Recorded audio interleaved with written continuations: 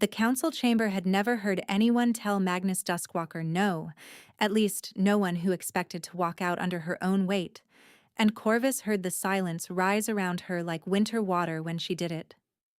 9 carved seats ringed the black stone floor, one for each council vote, and every eye in those seats fixed on her as if she had dropped a torch in dry grain. Snow hissed against the high windows. Fire cracked in the wall braziers. Magnus stood at the center below the lunar crest, tall, still, his expression blank in the way she had learned to fear in men with rank. He had given a direct command. Speak your compliance and enter the scent trial. She kept her hands open at her sides so no one could see the shake. No, my king. One counselor made a choking sound and swallowed it. Audrin Voss, High Regent and architect of every bloodline speech she had ever endured, leaned forward with a smile that never reached his eyes. Celine Vale sat 2 seats down from him, jeweled fingers resting on a ledger as if this were a market hearing and Corvus were inventory. Magnus did not raise his voice. He did not move. You refuse your king in open council. She felt 19 again, standing on the moon-pairing dais with all of Stoneheart Pack watching her be judged unworthy, and the old instinct clawed up her spine. Lower your gaze, apologize, survive. She looked at him instead. I refuse a command over my body. If the trial is lawful, name it lawful. If it is coercion, name it coercion. Magnus's stare settled on her mouth for one fraction of a breath, then returned to her eyes. You invoke precedent in my chamber. You keep the law in your chamber, she said, and felt her pulse bang against her throat. So yes. The chamber held, suspended between his temper and her fear, until Magnus turned his head toward the ring of seats. Record this refusal exactly. He looked back at Corvus. You will not be forced. The council may petition. You may answer, or decline. No one breathed for a heartbeat. She had expected punishment. She got procedure.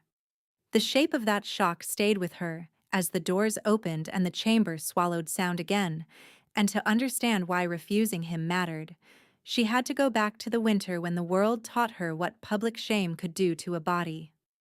In 1022, the moon pairing rite was held on the old stone circle above Stoneheart Valley, and Corvus had been dressed in white wool by hands that did not quite meet her eyes.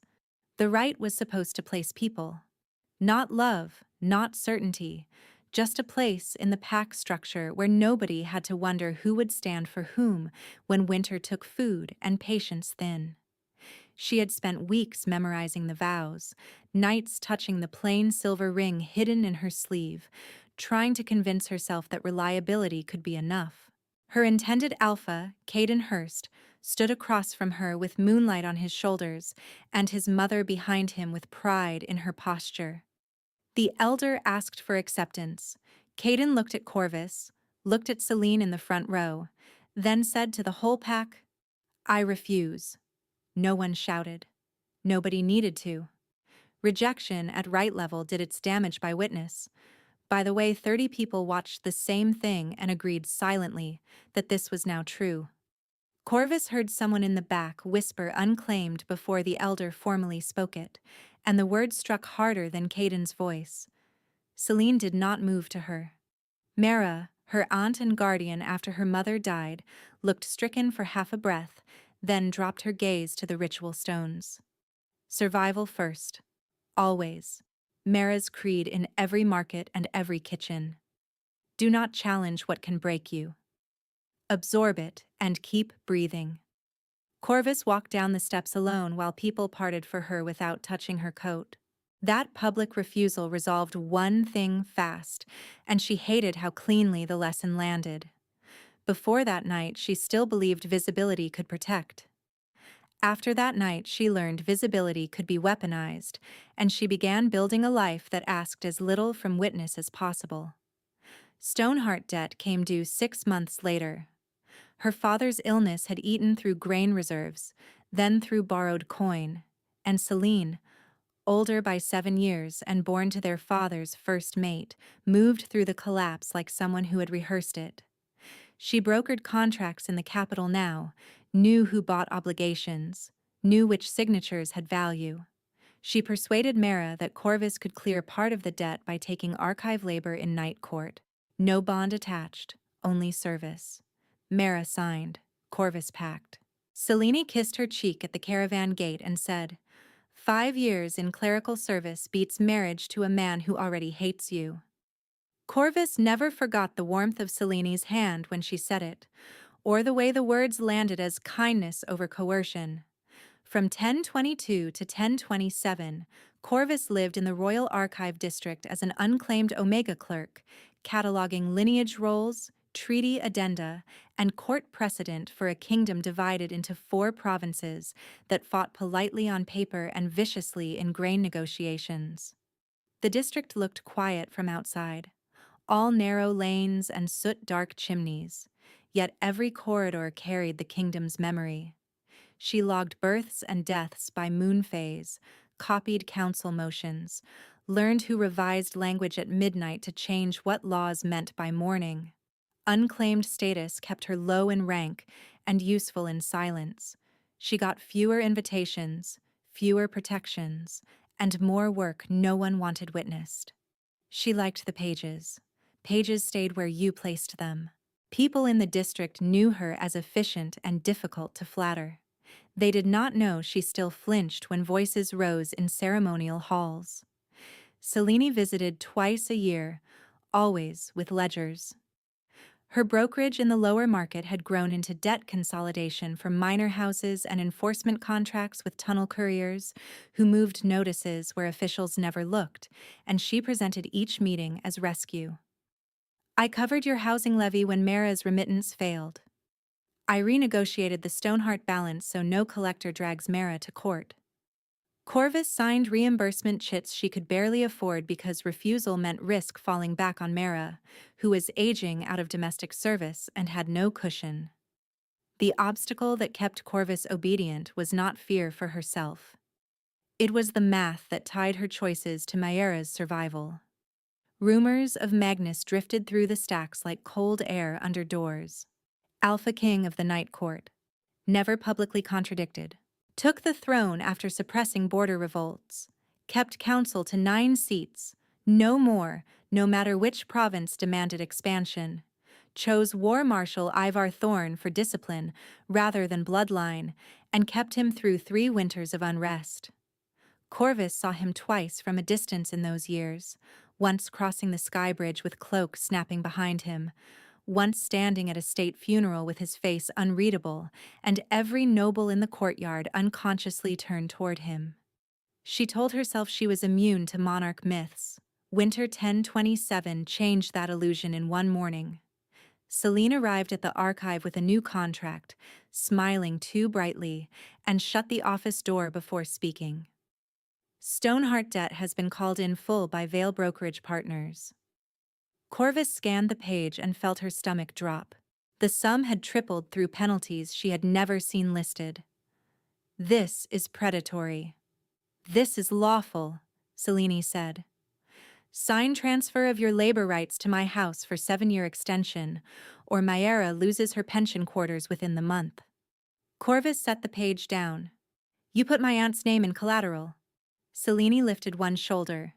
"I used leverage available to me. Sign." That demand resolved Corvus's final hesitation about confronting Selene. Before that moment, she still believed family harm might be accidental. The collateral clause made intent explicit, and Corvus walked out without signing. She went straight to petition intake in the Royal Administration Wing, where cases against licensed brokers could be logged if coercion crossed legal thresholds. The clerk at intake read Selene's name, stiffened, and sent Corvus upstairs for review by council deputies. That was how she entered the gravity field around Magnus, not as rumor, but as a file attached to political interests. By dusk, summons arrived for council hearing. Adrian Voss took the case first. He listened with folded hands and benevolent voice, while asking questions designed to reduce her complaint to private sibling dispute. Were threats spoken in writing? Did you accept prior aid from Broker Vale? Do you deny benefit from her interventions? Corvus recognized the trap because she had copied enough rulings to know when legal language prepared dismissal. She answered clearly anyway. Magnus entered halfway through testimony, silent, snow on his shoulders from outside inspection rounds, and every person in the chamber adjusted posture without being told. Corvus kept speaking because stopping would have looked like deference she did not feel. Odrin pivoted at once. Your Majesty, petitioner claims coercive debt transfer. Given her unclaimed status and known instability from prior pairing rejection, credibility is uncertain. Corvus tasted iron where she had bitten her cheek. Instability. He had said it casually, weaponizing her oldest wound in front of assembled council aides. Magnus's gaze moved to her, then to Odrin. Present the contract. Celine offered a copy with immaculate seals. Magnus read it without expression, then asked Corvus, "Did you sign this revision?" "No." "Did anyone sign on your authority?" "No." He handed the sheet back to clerk intake. Investigation opens. Celine's smile did not change, though one knuckle whitened on her ledger edge. Audrin's tone stayed courteous. A hearing can proceed, my king, though claims from low-rank petitioners may need scrutiny through scent compatibility review to exclude manipulative mating incentives and verify bloodline stability before rumor poisons all 4 provinces. Corvus looked at him, disbelieving. He was proposing a scent trial over debt coercion, repackaging purity politics as biological necessity. If accepted, she would face 7 nights of monitored proximity tests in front of council observers who already considered her compromised. Magnus said nothing for a stretch long enough for old fear to wake in her lungs. He dismissed the chamber pending formal petition. By nightfall, petition was filed. 2 hours after curfew, footsteps followed Corvus through Archive Lane. She heard leather scrape stone faster than patrol pace. She turned into a service alley to force line of sight and saw 2 masked men close the entrance behind her. Assassins moved with practiced economy. No crest, no house colors, only black cloth and short blades meant for confined spaces.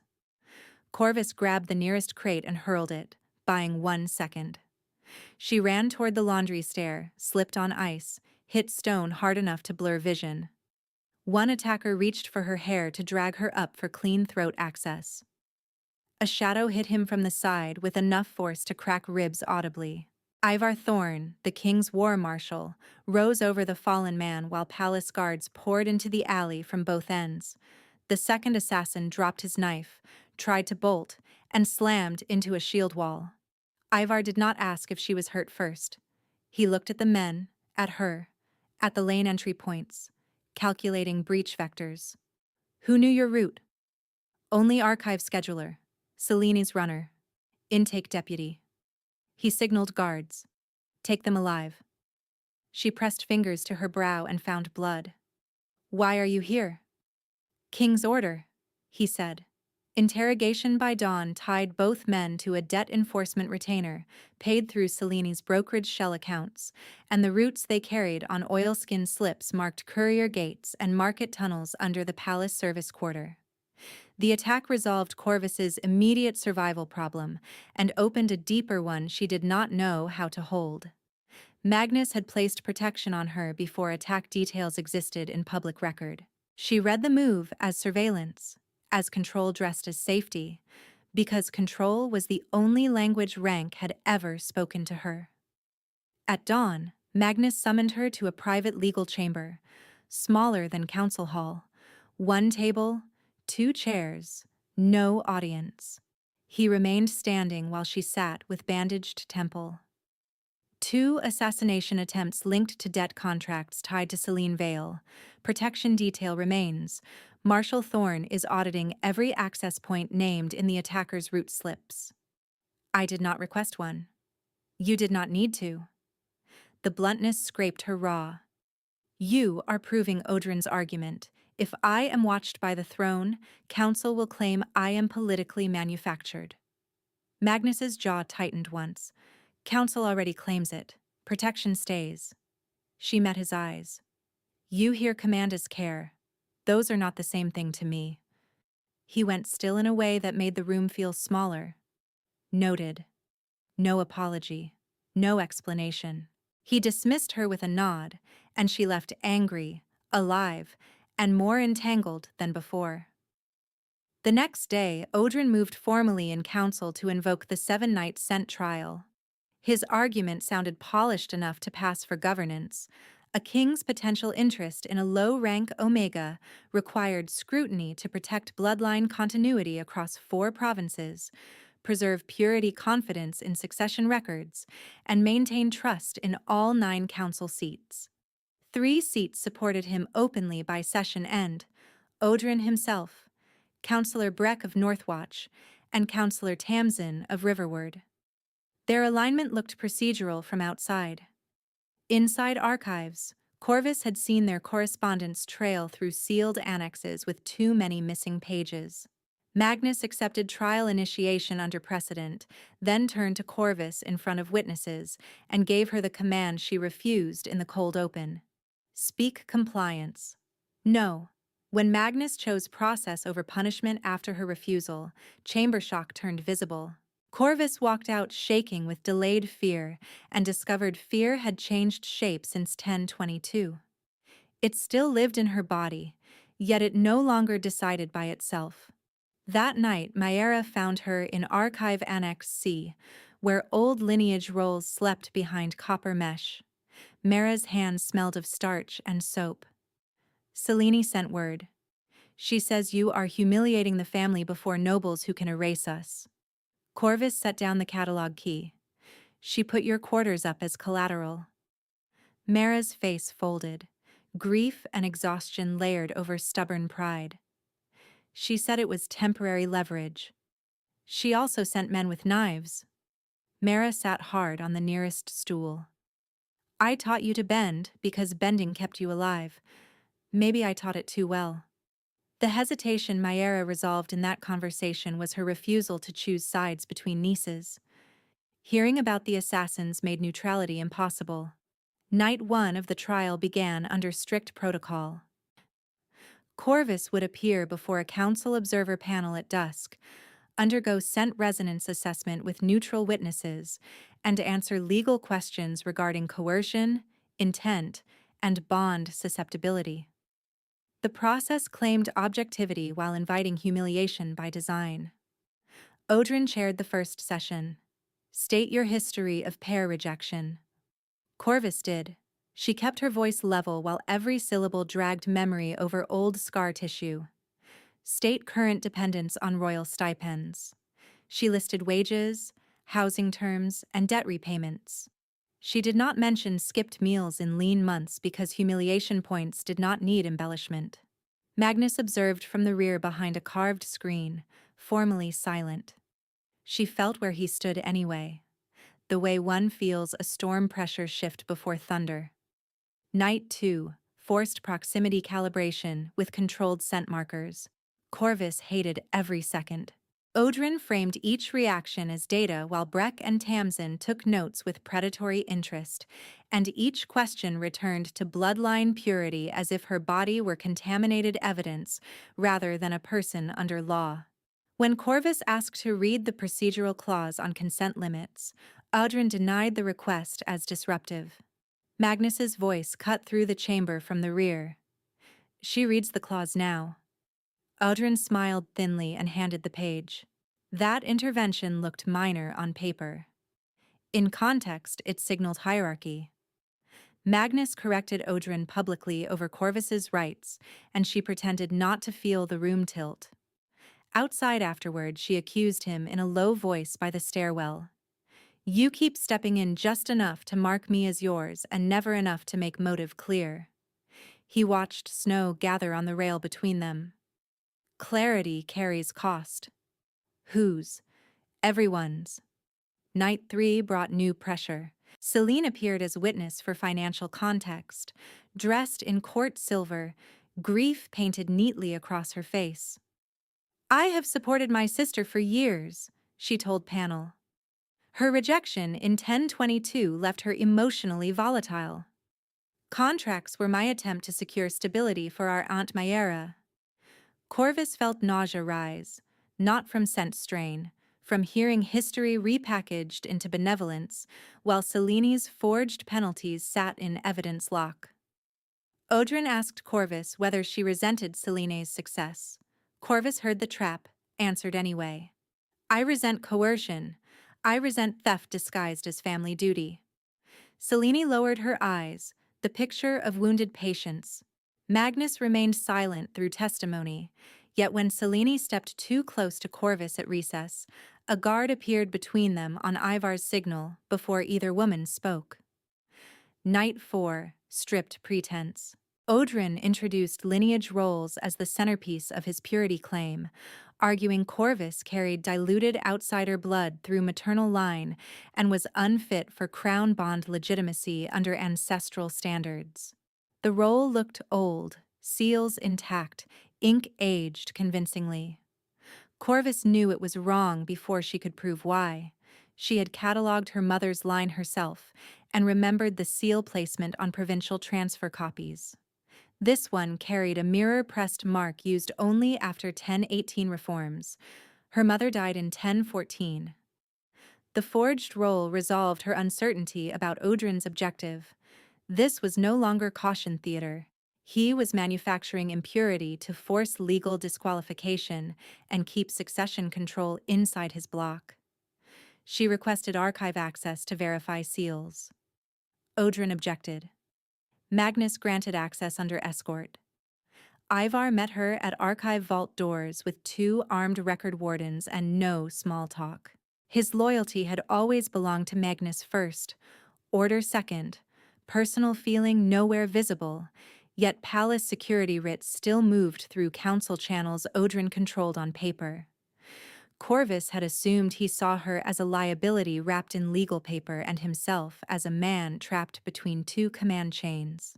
Inside Annex C, she pulled 6 comparative rolls by candlelight, cross-checked wax composition, found micro-scrape marks where old seals had been lifted and replaced. Breck's archivist stamp appeared in margin transfer logs 3 times during restricted hours. Tamsin's clerk signature appeared on courier authorization. She carried the bundle to Ivar. "If this leaves my hands, it disappears." He weighed her words, then removed his own martial clasp and used it to lock the packet chain to his belt. "It stays with me." That decision resolved Ivar's internal obstacle between political caution and lawful integrity. By physically tying evidence to his office, he chose a side before open conflict began. Night 5 tested endurance. Odrin shifted tactics to insinuation, asking why the king spent additional guard resources on a single Omega clerk when border raids required personnel in all 4 provinces. The question targeted council resentment directly. Corvus answered with procedural language he could not easily twist.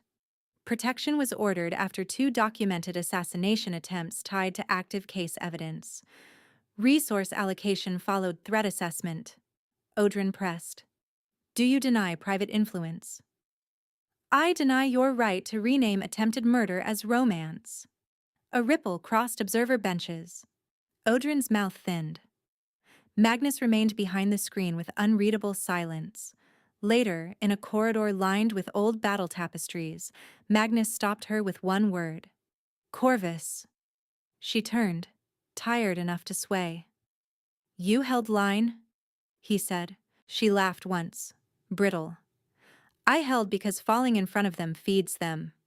His gaze sharpened, almost pained, as if she had named something he wished she had not learned. Night 6 opened with rain instead of snow, the first thaw hint, and Corvus entered chamber carrying Ivar's chain-locked evidence packet. Odrin objected to unscheduled exhibits. Magnus overruled. "Proceed." Corvus laid forged lineage roll beside verified originals and walked panel through seal chronology, wax resin changes by reform year, courier signatures, and restricted hour access logs. Her voice steadied as facts accumulated. She knew this terrain better than any of them. For once, Witness had been built for her, rather than against her. Counselor Breck's archivist accessed Annex C outside allowed windows 3 times, she said. Counselor Tamsin's clerk authorized transfers. High Regent Odrin Voss introduced forged material to this chamber to fabricate impurity and disqualify me under his own purity standard. This was not error. This was succession manipulation.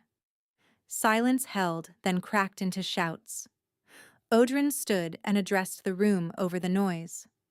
A clerk with no bond and no blood standing invents conspiracy to hide her own unsuitability.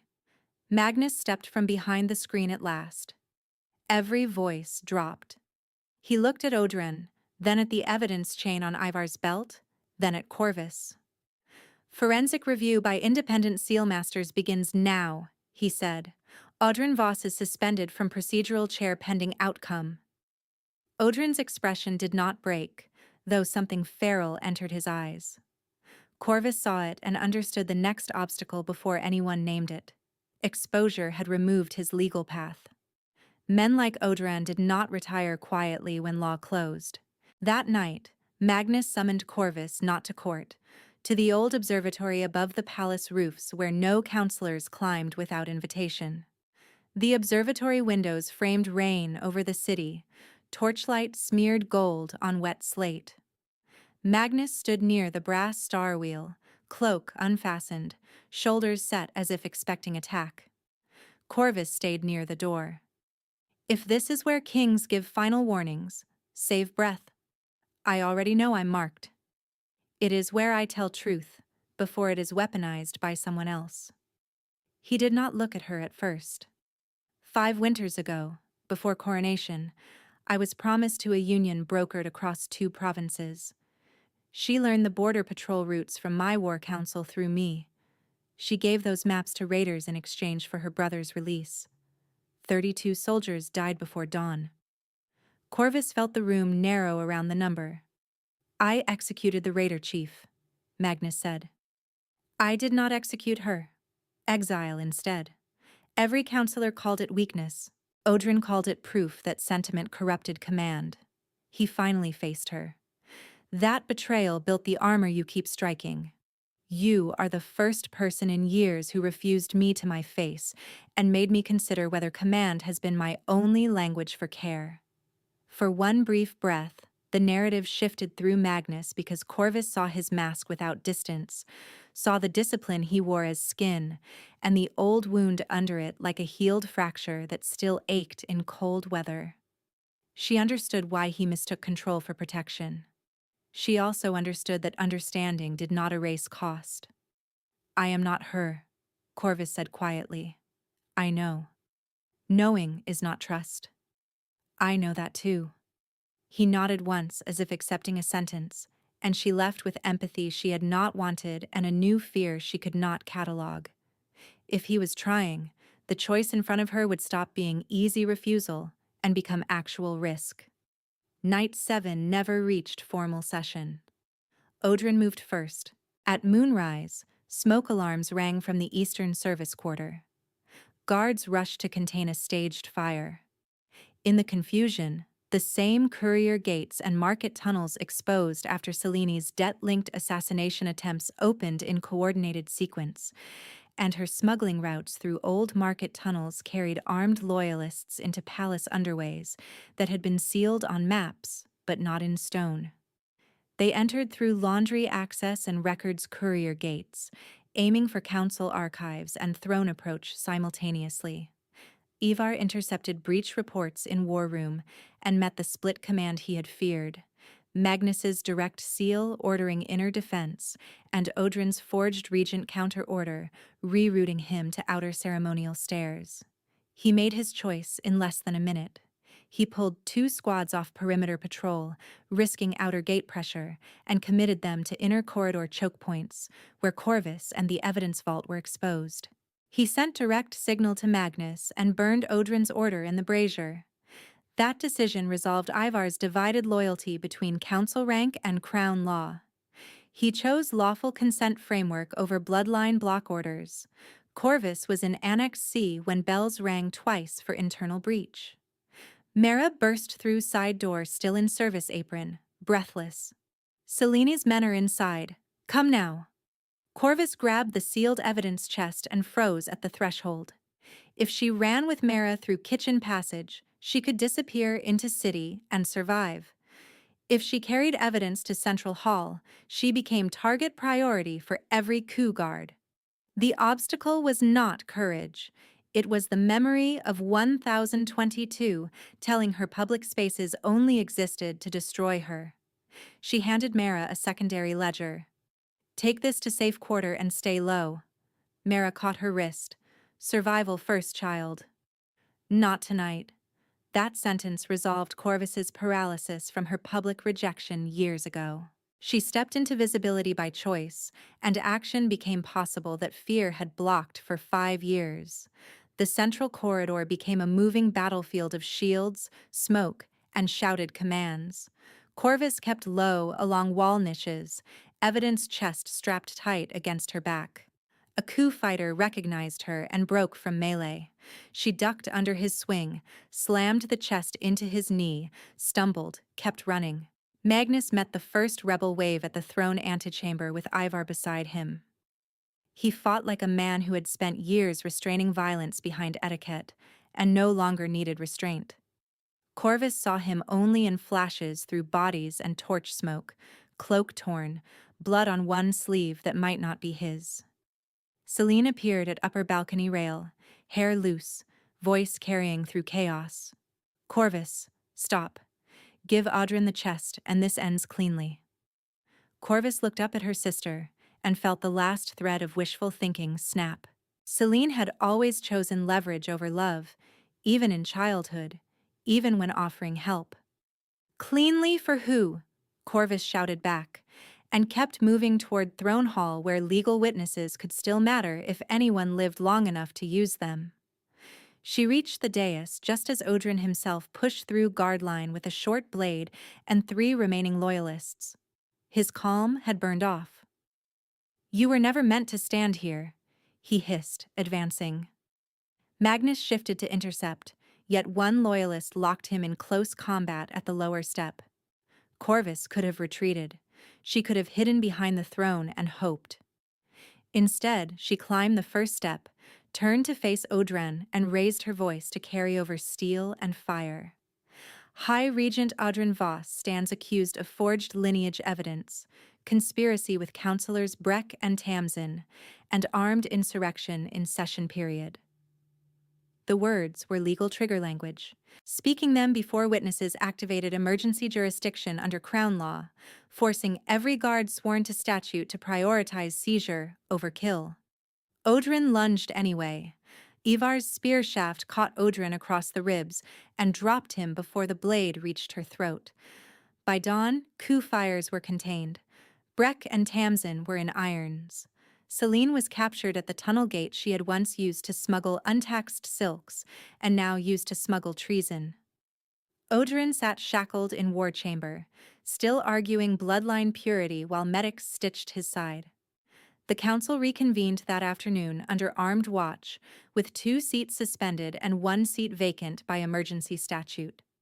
Alliance envoys from 2 provinces demanded immediate executions to signal strength and preserve interprovincial confidence. Oedran expected martyrdom and planned for it. Magnus listened, then refused. Execution turns conspirators into symbols for every faction seeking grievance. Exile to the border holds removes influence without feeding legend. He named sentences by rank. Oedran stripped of office and exiled. Selene stripped of broker license, rank revoked, exiled under monitored caravan. Breck and Tamsin removed and exiled.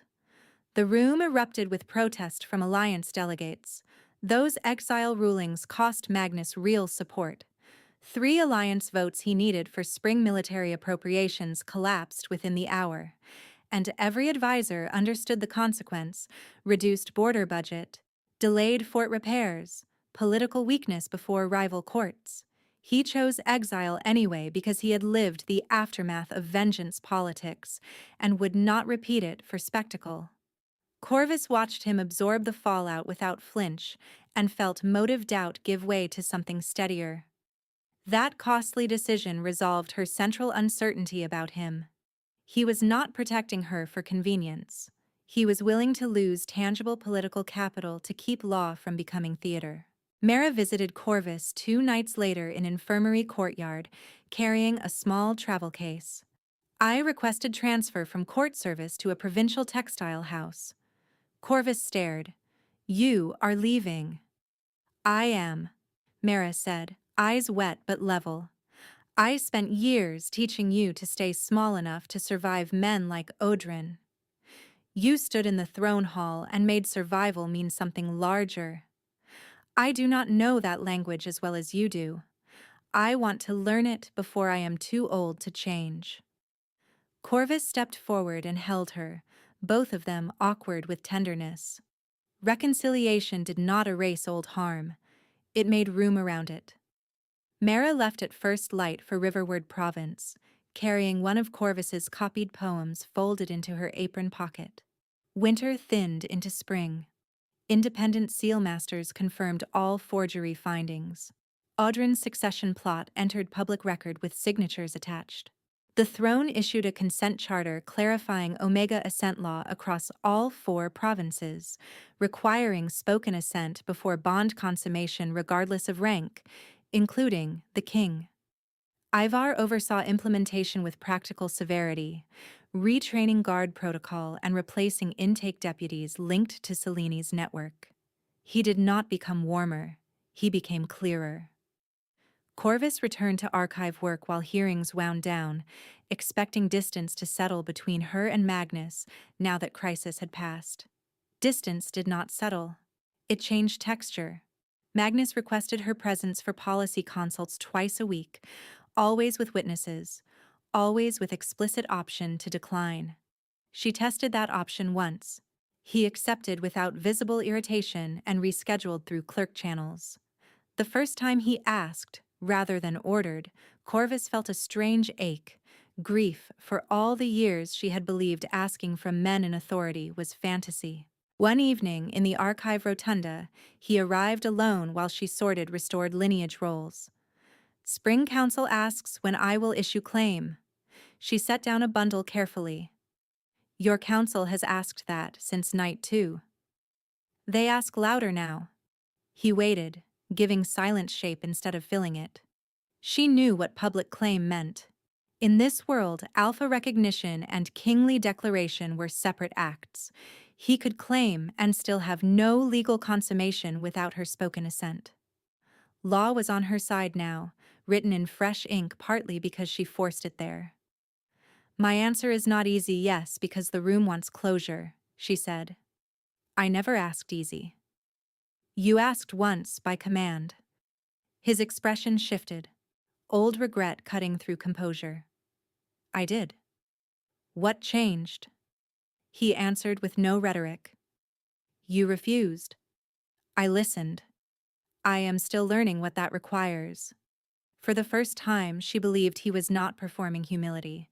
He was practicing it, clumsy in places, deliberate in effort. The public claiming was set for first full moon of spring 1028, witnessed in the same central chamber where he had once commanded and she had refused.